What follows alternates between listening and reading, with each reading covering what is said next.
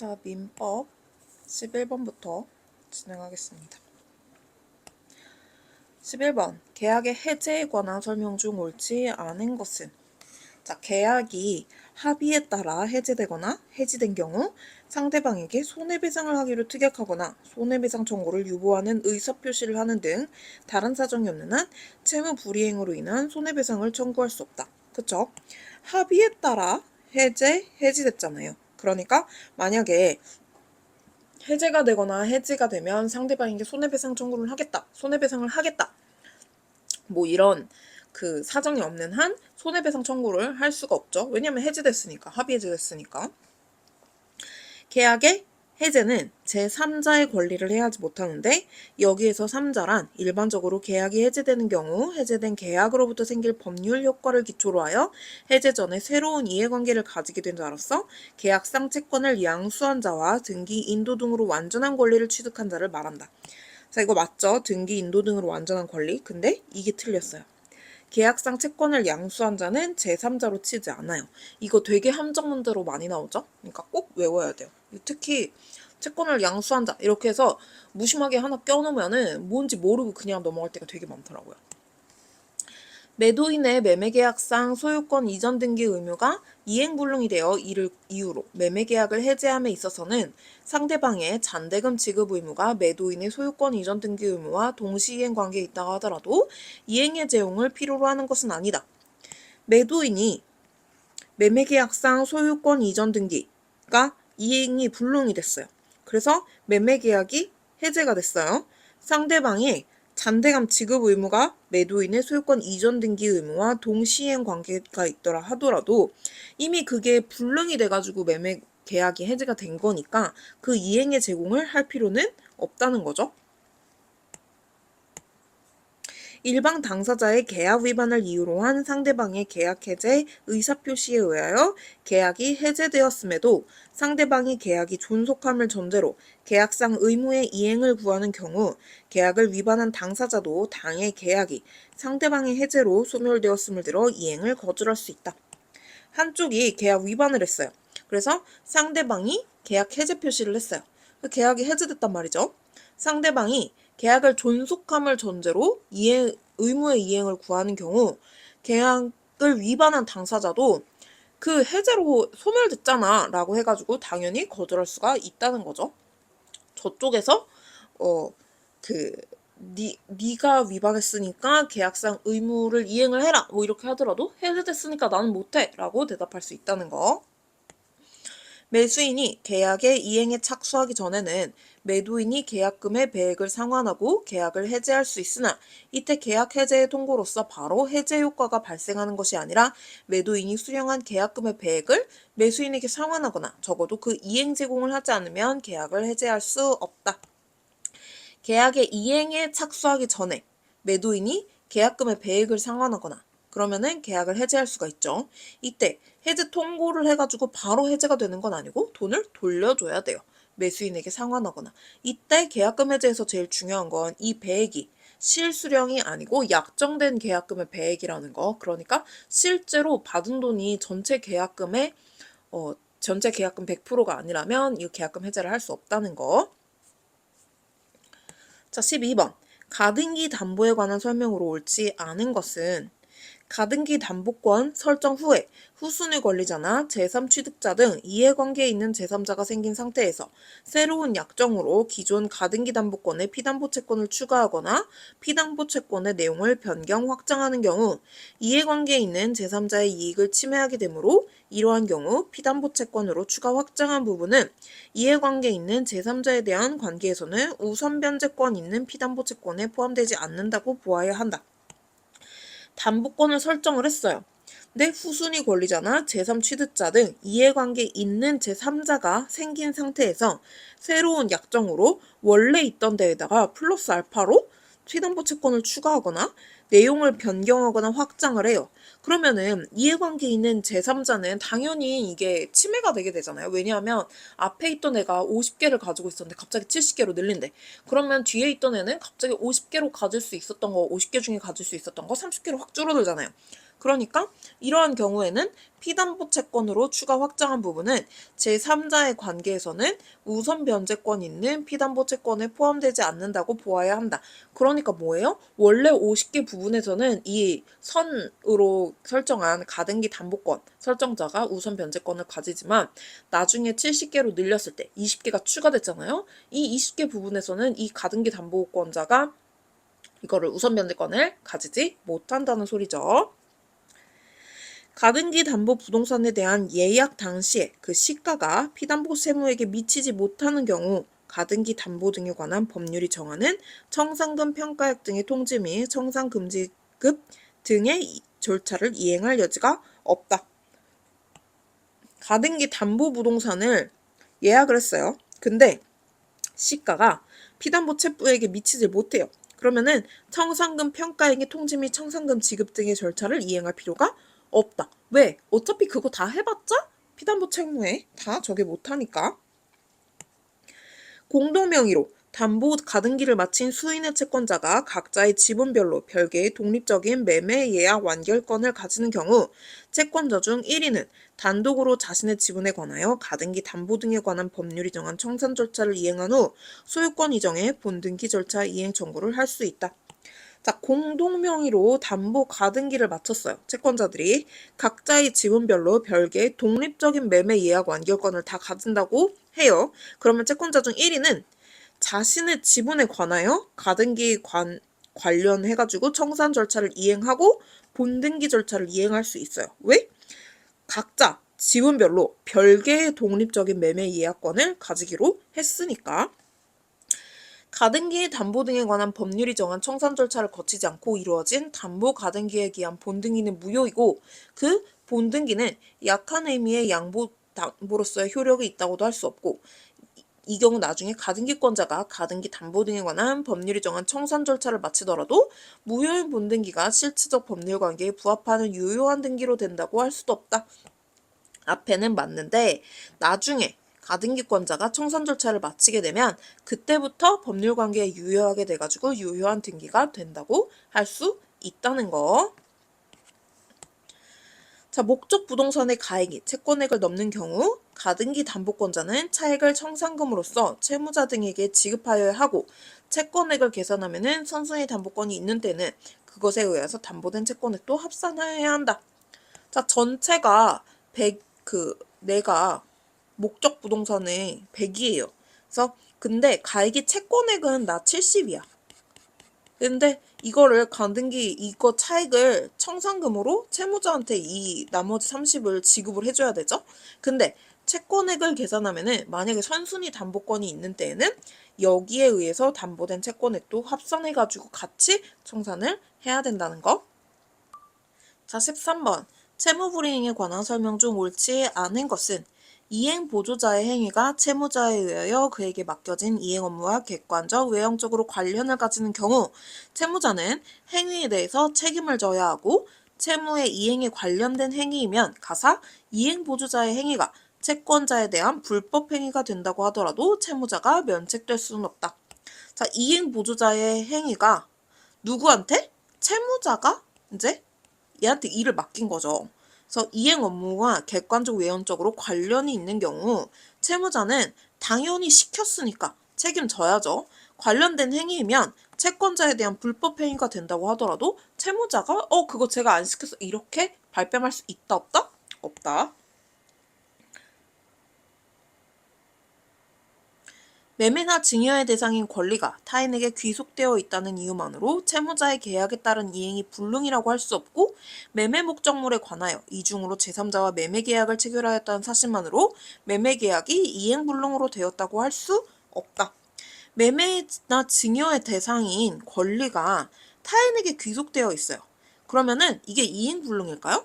아니라는 거죠. 그 이행 전에 갖고 오기만 하면 되잖아요. 어떻게든 이행만 하면 되잖아요. 그러니까 이행 불능이라고 단정할 수는 없어요.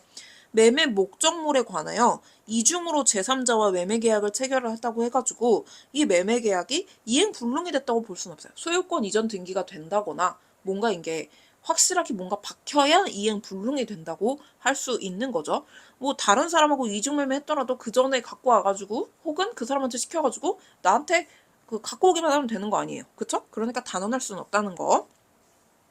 소유권 이전 등기 의무의 목적 부동산이 수용되어 그 소유권 이전 등기 의무가 이행불능이 된 경우 등기 청구권자는 대상 청구권의 행사로서 등기 의무자가 지급받은 수용보상금의 반환을 구하거나 또는 등기 의무자가 취득한 수용보상금 청구권의 양도를 구할 수 있을 뿐 수용보상금 청구권 자체가 등기 청구권자에게 귀속되는 것은 아니다. 목적 부동산이 수용이 됐어요. 이건 국가가 뭐 가져가는 거죠. 소유권 이전 등기 의무가 이행 불능이 됐어요. 수용됐으면 못하죠. 거기 뭐 지하철이 들어오든 뭐가 들어오든 할 텐데. 그럼 등기 청구권자는 대상 청구권 행사, 대상은 다른 걸로 대신 변상해줘 라고 얘기를 하는 거잖아요. 등기 의무자가 지급받은 수용보상금의 반환을 구하거나 취득한 수용보상금 청구권의 양도를 구할 수는 있는데 이게 수용보상금 청구권이 당연히 등기 청구권채 넘어간다거나 귀속된다거나 이렇게 되는 건 아니라는 거예요. 채무 불이행에 따른 손해배상 청구권은 소멸시효의 기산점은 채무불이행이 생긴 때로부터 진행하고 소멸시효 기간은 불법행위에 관한 민법 제766조가 적용이 된다. 자, 채무불이행에 따른 손해배상 청구권의 소멸시효 기산점은 채무불이행이 생긴 때로부터 진행이 되는 건 맞아요. 소멸시효 기간은 불법행위에 관한 민법 제766조가 아니고 계약 체결 시에 취득하게 될 이행 청구권의 소멸시효를 그대로 따라한다는 거. 그래서 민법 766조 아니죠. 일반적으로 계약상 채무불이행으로 인하여 재산적 손해가 발생한 경우 그로 인하여 계약 당사자가 받은 정신적인 고통은 재산적 손해에 대한 배상이 이루어짐으로써 회복되어야 한다고 보아야 할 것이므로 재산적 손해의 배상만으로는 회복될 수 없는 정신적 고통을 입었다는 특별한 사정이 있고 상대방이 이와 같은 사정을 알았거나 알 수 있었을 경우에 한하여 정신적 고통에 대한 위자료를 인정할 수 있다. 이거 뭔 말이에요? 금융치료. 돈 받으면 치료된다. 돈 받아도 치료 안 될 특별한 사정이 있는 경우에 그걸 상대방이 만약에 알았더라면 그 부분에 대해서는 이제 위자료를 인정해 줄 수 있다라는 거죠. 14번. 동시이행 항변권에 관한 설명 중 옳지 않은 것은 동시이행 관계에 있는 쌍방의 채무 중 어느 한 채무가 이행불능이 됨으로써 인하여 발생한 손해배상 채무도 여전히 다른 채무와 동시이행의 관계에 있다.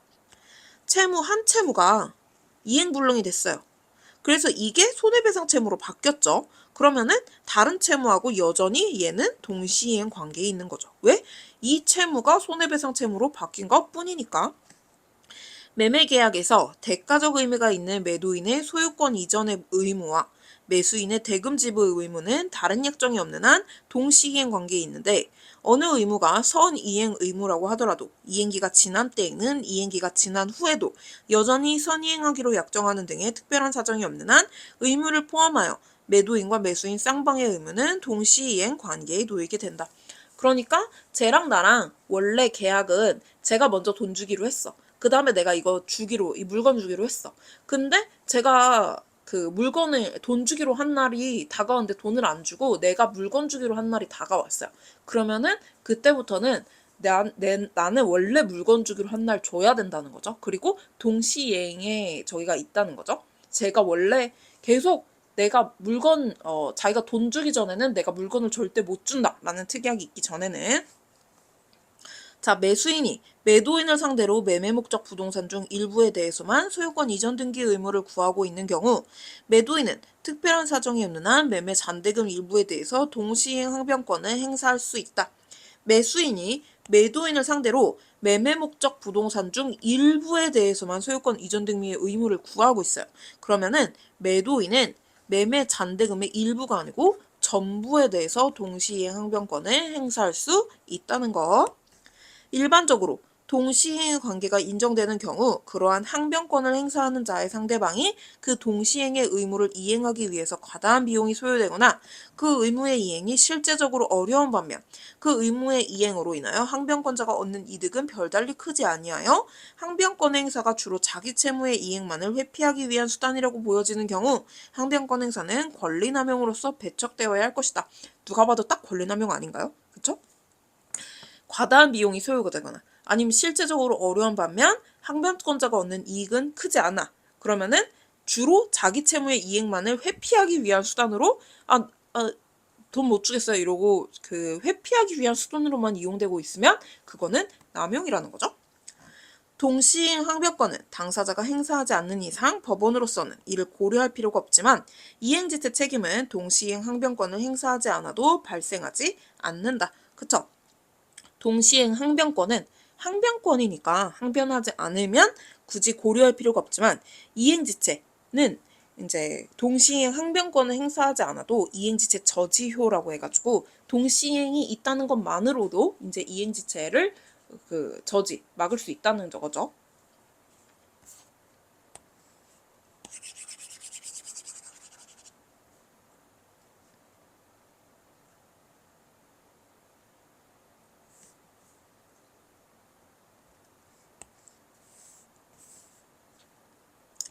자, 15번.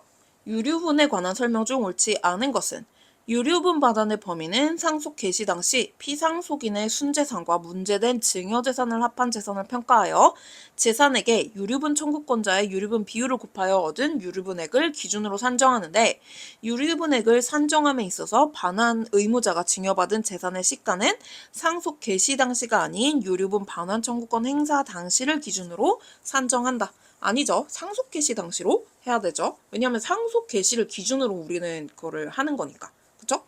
이게 상속도 이제 그냥 돈으로 준 거면 상관이 없는데 막 주식으로 줬다던가 아니면 막 가치가 변하는 뭐 아파트, 부동산 뭐 아니면은 뭐 미술 작품 뭐 이런 걸로 줬다던가 이러면은 이 기준이 그 시점이 되게 애매해져요.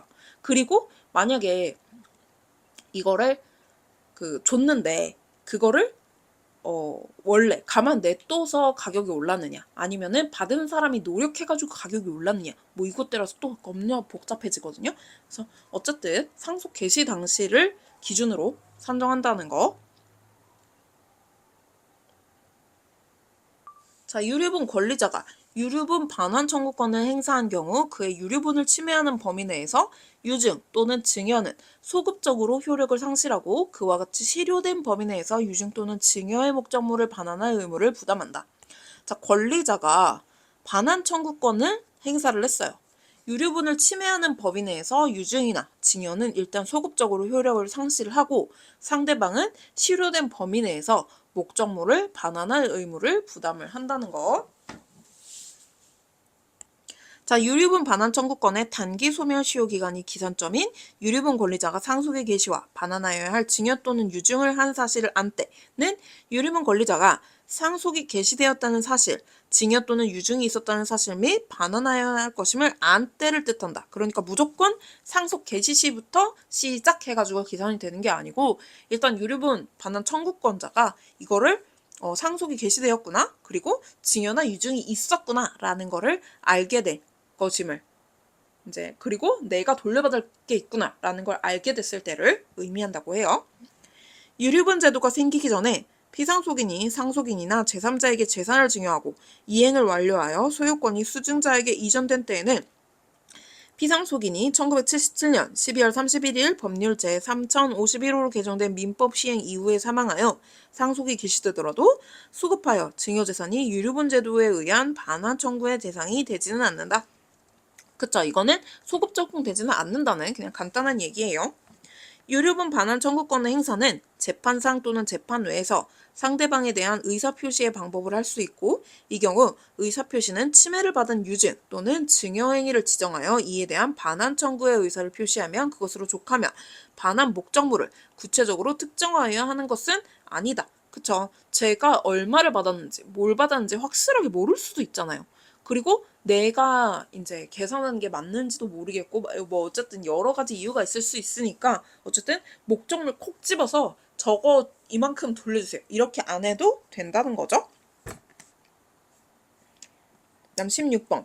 의사표시에 관한 설명 중 옳지 않은 것은 착오로 인한 취소제도와 매도인의 하자 담보 책임 제도는 취지가 서로 다르고 요건과 효과도 구별되므로 매매계약 내용의 중요 부분에 착오가 있는 경우 매수인은 매도인의 하자담보 책임이 성립하는지와 상관없이 착오를 이유로 매매계약을 취소할 수 있다. 자, 착오로 인한 취소제도, 매도인의 하자담보 책임제도 일단 취소제도, 하자담보책임제도 이건 두 개가 아예 취지가 다르고 요건이랑 효과도 아예 다른 거니까 중요 부분에 착오가 있는 경우 매수인은 하자담보 책임이 성립하는지 상관없이 그냥 착오를 이유로 취소를 할 수 있다는 거죠. 저쪽에서 하자담보 책임이 있는지 없는지 그런 거 생각할 필요 없이 그냥 매매 계약을 취소할 수 있다는 거. 소취합의의 의사표시는 법률 행위의 내용이 중요 부분에 착오가 있더라도 민법 제109조에 따라 취소할 수는 없다. 이것도 의사표시인데 왜 취소할 게 없겠어요? 취소할 수 있죠. 합의인데. 장래에 발생할 막연한 사정을 예측하거나 기대하고 법률 행위를 한 경우 예측이나 기대와 다른 사정이 발생하였다고 하더라도 그로 인한 위험은 원칙적으로 법률 행위를 한 사람이 스스로 감수하여야 하고 상대방에게 전가해서는 안 되므로 착오를 이유로 취소를 구할 수 없다.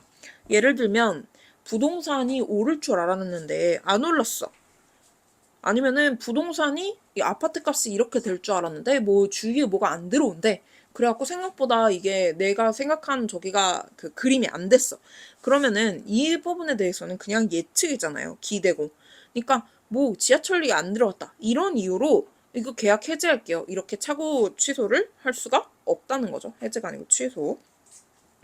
하나의 법률행위 일부분에만 취소 사유가 있다고 하더라도 법률행위가 가분적이거나 목적물의 일부가 특정될 수 있다면 나머지 부분이라도 이를 유지하려는 당사자의 가정적 의사가 인정되는 경우 일부만의 취소도 가능하다고 할 것이고 일부의 취소는 법률행위의 일부에 관하여 효력이 생긴다. 법률행위의 일부분만 이렇게 쪼개가지고 취소할 수 있는 경우 이제 목적물의 일부가 특정될 수 있는 경우에는 저 이 부분만 취소라고 할 수 있다는 거죠. 학교 법인이 사립학교법상 제한 규정 때문에 학교의 교직원들이 소외인의 명의를 빌려서 피고로부터 금원을 차용한 경우 피고 역시 그러한 사정을 알고 있었다고 하더라도 소외인들의 의사는 금전의 대차에 관해서 그들이 주채무로서 채무를 부담하겠다는 뜻이라고 해석함이 상당하므로 진이 아닌 의사표시라고 볼 수 없다. 자, 사립학교법상의 제한 규정 때문에 교직원들이 다른 사람의 명의를 빌려서 금원을 차용을 했어요. 그리고 피고가 그런 사정을 알고 있었어요. 위 소외인들의 의사는 그들이 주채무자로서 채무를 부담하겠다는 뜻이라고 해석함이 상당하므로 왜? 명의 빌려줬잖아요. 그쵸? 명의, 대출 받을 거 뻔히 알면서 명의 빌려줬는데 이 부분은 네가 알아서 처리해야지? 라는 거죠. 자, 임대차 계약에 관한 설명 중 옳지 않은 것은 임대차 계약에 있어 임대차 보증금은 임대차 계약 종료 후 목적물을 임대인에게 인도할 때까지 발생하는 임대차에 따른 임차인의 모든 채무를 담보하는 것으로서 그 피담보 채무 상당액은 임대차 관계 종료 후 목적물이 반환될 때 특별한 사정이 없는 한 별도의 의사표시 없이 보증금에서 당연히 공제된다. 그쵸? 이거 되게 자주 나오죠? 별도의 의사표시 없이 공제되고 상계될 수도 있고, 그쵸? 공탁에서도 자주 나오고 부등에서도 자주 나오고 그냥 다 자주 나오는 것 같아요. 건물 소유를 목적으로 하는 토지 임대차 계약을 체결한 임차인이 지상 건물을 등기하기 전에 제3자가 토지에 관하여 물권 취득에 등기를 한 때에는 임차인이 그 지상 건물을 등기하더라도 제3자에 대해서 임대차의 효력이 생기지 않는다. 자, 건물 소유를 목적으로 하는 토지 임대차 계약을 체결을 했어요. 그러니까 건물을 소유를 하려고 토지를 임대차 계약을 한 거죠. 임차인이 근데 지상 건물을 등기하기 전에 제3자가 토지에 관해서 물권 취득을 등기를 해버렸어요. 임차인이 그러면은 그 지상 건물을 등기하더라도 제3자에 대해서 임대차의 효력을 생길 수 있다 없다? 없다. 임대차 계약 종료 후에도 임차인이 동시이행 항변권을 행사하여 임차 목적물을 계속 점유하여 온 것이라면 임차인의 그 건물에 대한 점유는 불법 점유라고 할 수 없으므로 임차인이 임차 목적물을 계속 점유하였다고 하여 바로 불법 점유로 인한 손해배상 책임이 발생하는 것은 아니다. 종료가 됐어요. 근데 임차인이 동시이행 항변권을 행사해서 안 나가요. 임차인은 그 건물에 대해서 불법 점유를 하고 있는 게 아니라는 거죠. 왜 돈을 못 받았잖아요. 그래서 바로 불법 점유로 인한 손해배상 책임이 발생하진 않는다는 거. 임차인이 임대차 계약 종료 이후에도 동시이행의 항변권을 행사하는 방법으로 목적물의 반환을 거부하기 위하여 임차 건물 부분을 계속 점유하긴 하였으나 본래의 임대차 목적에 따라 사용 수익하지 아니해서 실질적인 이득을 얻은 바 없는 경우에는 그로 인하여 임대인에게 손해가 발생하였다 하더라도 임차인의 부당이득 반환 의무는 성립되지 않는다. 동시행 항변권을 행사를 했는데 점유를 했는데 사용 수익을 안 해서 받은 돈이 없어요. 그러면은 번 돈이 없으면 그 부분에 대해서 손해가 만약에 임대인한테 손해가 발생했다고 하더라도 그 부분에 대해서 뭐가 없다? 부당이득 반환할 게 없다. 임차인이 임대인의 동의를 얻어 임차물을 전대한 경우 임차인과 전차인 사이에는 별개의 새로운 전대차 계약이 성립하며 임대인과 전차인 사이에 직접적인 법률 관계가 형성되지 않으므로 전차인은 임대인에 대해서 직접 의무를 부담하지 않는다. 동의를 얻었잖아요. 그래서 임차물을 전대를 했잖아요. 그래서 별개의 새로운 전대차 계약이 성립을 하는 건 맞는데 직접적인 법률 관계가 형성되지는 않지만 임대인에 대해서는 직접 의무를 부담할 수 있다는 거. 자, 옳지 않은 거 매매계에서 이행기의 약정이 있는 경우로 하더라도 당사자가 채무의 이행기 전에 착수하지 않기로 하는 특약을 하는 등 특별한 사정이 없는 한 이행기 전에 이행에 착수할 수 있다. 그쵸? 유상계약을 체결함에 있어서 계약금 등의 금원이 수수되었다고 하더라도 이를 위약금으로 하기로 하는 위약금 특약이 있는 경우에 하나요?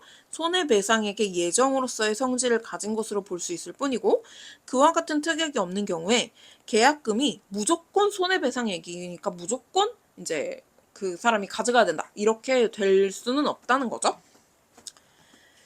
매수인은 본인 또는 매도인이 이행에 착수할 때까지 계약금을 포기하고 계약을 해지할 수 있는 바, 매도인이 매수인에 대해서 매매계약의 이행을 최고하고 매매잔대금의 지급을 구하는 소송을 제기하였다면 이행에 착수하였다고 볼 수 있다. 이게 맞나요?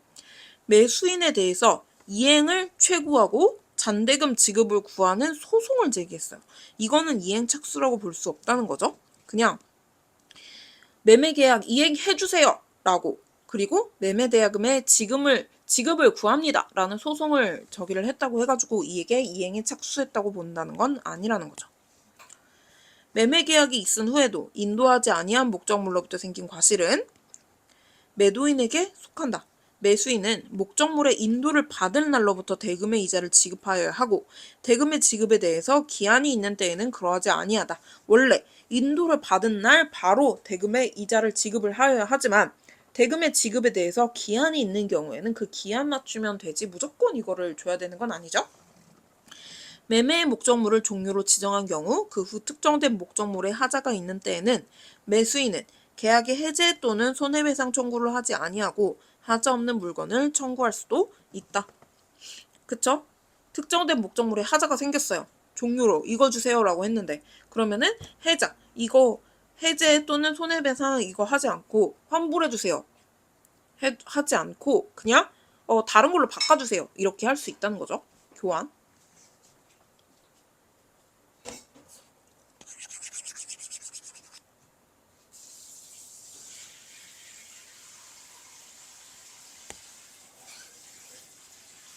자, 상속인의 한정승인 및 단순승인에 관한 설명 중 옳지 않은 것은 상속인은 상속 개시 있음을 안 날로부터 3월 내에 단순 승인이나 한정 승인 또는 상속 포기를 할 수 있는데 그 기간은 이해관계인 또는 검사의 청구에 의하여 가정법원이 이를 연장할 수 있다. 필요하면 이제 연장할 수도 있다는 거죠. 상속인이 미성년인 경우 특별 한정 승인에 관한 민법, 이 소급 적용에 관한 민법 뭐 이런 것들이 상속 채무 초과 사실을 중대한 과실 없이 기간 내에 알지 못하였는지 상속 채무 초과 사실을 안 날이 언제인지를 판단할 때는 법정 대리인의 인식을 기준으로 삼아야 한다. 그쵸? 미성년자는 말 그대로 아직 본인이 뭔가 법적인 저기를 결정을 할 수 없을 때니까. 특별 한정 승인에 관한 민법 1019조 3항이 규정한 상속인이 상속채무가 상속재산을 초과하는 사실을 중대한 과실 없이 기간 내에 알지 못하는 점의 증명책임은 상속인에게 있다. 한정승인을 해야 되는데 상속채무가 상속재산을 초과하는 사실을 몰랐어요 라는 거는 누가? 상속인이 증명을 해야 한다는 거죠. 그래야 한정 승인을 할 수 있을 테니까. 민법은 한정 승인자가 상속 재산으로 상속 채권자 등에게 변제하는 절차를 규정하고 있으므로 한정 승인에 의하여 상속 채권자는 상속 재산에 관해서 한정 승인자로부터 물건을 취득한 제3자에 대하여 우선적 지위를 부여받는다. 상속 채권자가 상속 재산에 관하여 한정 승인자로부터 취득한 제3자에 대해서 우선적 지위를 부여받을 수 있을까요? 이거는 전혀 상관이 없는 얘기라서 얘네 둘이 뭐 우선적 지위를 부여받고 이럴 수가 없죠. 이거는 한정 승인을 한 거는 당연히 상속 채권자한테 돈을 저기를 해주기 위해서잖아요. 상속인이 상속 재산에 대한 처분 행위를 한 때 단순 승인으로 의지하는 규정인 민법 1026조 1호는 상속인이 한정 승인 또는 포기를 하기 이전에 상속 재산을 처분한 때에만 적용되는 것이고, 상속인이 한정 승인 또는 포기를 한 후에 상속 재산을 처분한 때에는 그것이 상속 재산의 부정 소비에 해당되는 경우에만 상속인이 단순 승인을 한 것으로 보아야 하는 것이지 단순 승인 의제가 되는 것이 아니다. 자, 상속 재산에 대한 처분 행위를 했어요. 단순 승인으로 의지하는 규정인 이 1026조 제1호는 상속인이 한정 승인이나 포기를 하기 이전에 상속 재산을 처분을 했을 때만 적용을 하는 것이고, 한정 승인이나 포기를 한 후에 이거를 처분을 하면 이거 하면 돼야 안 돼요? 안 되죠. 부정 소비에 해당하는 경우에는 상속인이 단순 승인한 것으로 보아야 하는 것이지 같은 조 1호에 의한 단순 승인 의제가 되는 것이 아니다. 그쵸? 무조건 단순 승인으로 이제 체크할 수 있다는 건 아니라는 거예요. 20번. 공유에 관한 설명 중 옳지 않은 것은 공유 지분의 포기는 법률 행위로서 상대방이 있는 단독 행위에 해당하므로 부동산의 공유자의 공유 지분 포기의 의사표시가 다른 공유자에게 도달하더라도 이로써 곧바로 공유 지분 포기에 따른 물권 변동의 효력이 발생하는 것은 아니고, 다른 공유자는 자신에게 귀속될 공유 지분에 관하여 소유권 이전 등기 청구권을 취득하며 이후 등기를 하여야 공유 지분 포기에 따른 물권 변동의 효력이 발생한다. 공유 지분을 포기를 했어요. 이거는 상대방 있는 단독 행위에 해당을 해서 공유자의 공유 지분 포기의 의사표시가 도달을 하더라도 바로 물권 변동 효력이 발생하는 게 아니고 등기를 해야 이제 물권 변동의 효력이 발생한다 이 말이죠. 수인이 공동으로 소유하는 부동산에 관한 멸실 회복 등기는 공유자 중 1인이 공유자 전원의 이름으로 회복 등기 신청을 할 수 있다. 왜? 회복하는 거니까 전체를 대신해가지고 할 수 있다는 거죠. 공유자 사이에 이미 분할에 관한 협의가 성립되었더라도 일부 공유자가 분할에 따른 이전 등기에 협조하지 않거나 분할에 관하여 다툼이 있다면 다시 소로서 그 분할을 청구하거나 이미 제기한 공유물 분할의 소를 유지함이 허용된다. 허용되겠어요? 이미 협의가 성립되었는데 협조하지 않는다고 다시 소를 제기하면 그거는 뭐에 반할까요? 기판력에 반하겠죠? 민사소송. 공유자는 다른 공유자가 분할로 인하여 취득한 물건에 대하여 지분의 비율로 매도인과 동일한 담보 책임이 있다. 다른 공유자가 분할로 취득한 물건에 대해서 지분의 비율로 매도인과 동일한 담보 책임이 있다는 거. 1인이 다른 공유자 동의 없이 그 공유 토지의 특정 부분을 매도하여 타인 명의로 소유권 이전 등기가 마쳐졌다면 매도 토지 부분에 관해서는 소유권 이전 등기는 처분 공유자의 공유 지분 범위 내에서는 실체 관계에 부합하는 한 유효한 등기라고 보아야 한다. 그러니까 공유 지분자 중 1인이 다른 공유자의 동의 없이 특정 부분을 매도를 했어요. 그래서 타인 명의로 소유권 이전 등기가 마쳐졌어요. 그러면은 그 매도 부분 토지에 관해서는 공유 지분, 그 처분 공유자의 공유 지분 범위 내에서는 실체 관계에 부합하는 유효한 등기라고 봐야 한다는 거죠. 뭐에 관해서? 처분 공유자의 공유 지분 범위 내에서.